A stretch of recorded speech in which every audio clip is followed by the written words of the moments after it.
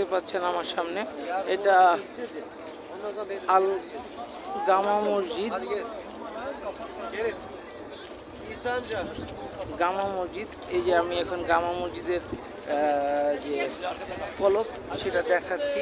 এখানে সব কিছু লেখা আছে। এই যে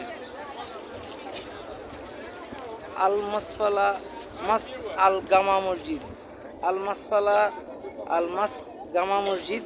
গামা মসজিদের এই যে এখানকার স্থান পিছনের, এই যে এইখানকার স্থানগুলো আমরা ভিতরেরটা একটু দেখানোর চেষ্টা করব। চলেন আমরা একটু ভিতরের দিকে যাই। এই যে এখানে তুরস্ক থেকে হাজিরা আসছেন, তারা এখানে দেখাচ্ছেন। এই যে এটা হলো গামা মসজিদ, এবং গামা মসজিদে ঢোকার স্থানটা হলো এদিক দিয়ে।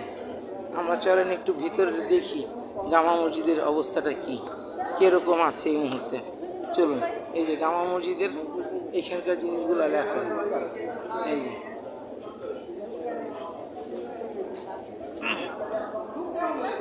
আমরা জুতাটা এখানে রেখে আমরা ভিতরে চলে যাই।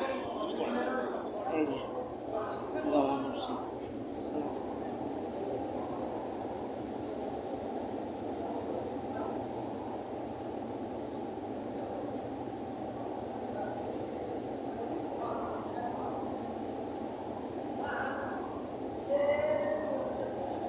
ইসলামের একটা নিদর্শন। এটা হচ্ছে সেই প্রাগৈতিহাসিক গামা মসজিদ। গামা মসজিদের ব্যাপারে আর কি বলবো, এখানে অনেকেই সালাত আদায় করছেন। আমিও 2 রাকাত এখানেও সালাত আদায় করে নিই, নফল সালাত। পরে কথা হবে। আমরা এখন গামা মসজিদ থেকে বের হয়ে যাচ্ছি।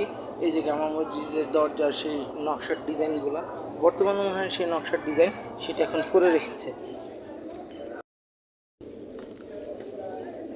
তো গামা মসজিদের সেই আগের স্থানের নকশার ডিজাইনগুলো রাখা আছে। এই যে এই ইটের যে নকশাগুলো দেখতে পাচ্ছেন, এগুলো কিন্তু সেই আগের নকশার ডিজাইনেই আছে। গামা মসজিদের যে পুরো ডিজাইনটা, এ দেখেন সে আগে সেই পাথর আমরা দেখতে পাচ্ছি, যে সেই পাথরের মধ্যে যেভাবে খোদাই করা ছিল, ঠিক আগের খোদাই করার সিস্টেমেই এই গামা মসজিদের সকল জিনিসগুলো রাখা আছে। দেখতে পাচ্ছেন দর্শক, আমরা এখানেও থেকেও চলে যাচ্ছি। আমরা এখন যাব আরেকটু সামনের দিকে গেলে আমরা সামনে বলতে এই মসজিদ থেকে পিছন দিকের সামনের অংশে গেলে আমরা দেখতে পাবো আরেকজন সাহাবায়ে একরাম বা খোলাফায়ে রাশিদিনের মসজিদ।